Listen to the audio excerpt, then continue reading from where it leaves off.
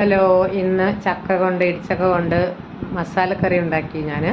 അതിൻ്റെ റെസിപ്പി പറഞ്ഞുതരാം. ഞാൻ ഉണ്ടാക്കുന്ന രീതിയാണ് ഇവിടെ പറയുന്നത്. ഇപ്പോൾ ചക്ക ഞാൻ കുക്കറിൽ വേവിച്ചെടുത്താണ്. നമ്മൾ കയ്യിൽ പശയാവാതെ എങ്ങനെ കുക്കറിൽ വേവിക്കുക എന്നുള്ളതിൻ്റെ വീഡിയോ ഞാൻ ചെയ്തിട്ടുണ്ടായിരുന്നു. അങ്ങനെ കുക്കറിൽ വേവിച്ചതാണിത്.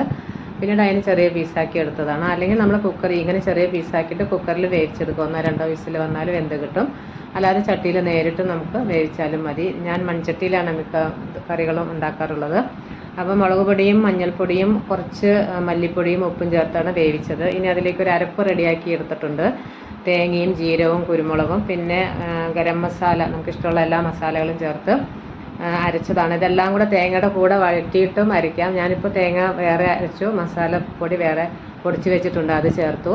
ഇപ്പോൾ അതെല്ലാം ചേർത്ത് വെച്ചിട്ടുണ്ട്. നമുക്ക് ഗ്രേവി എത്ര വേണം എന്ന് വെച്ചാൽ അത്രയും ആക്കാം. കുറച്ചുകൂടെ കട്ടിയാക്കണമെങ്കിൽ അങ്ങനെ ആക്കാം. ഞാനിപ്പോൾ ഈ ഗ്രേവിയിലാണ് എടുത്തിരിക്കുന്നത്. അപ്പോൾ നല്ല ടേസ്റ്റുള്ളൊരു നല്ല മണമൊക്കെ വരുന്നുണ്ട്.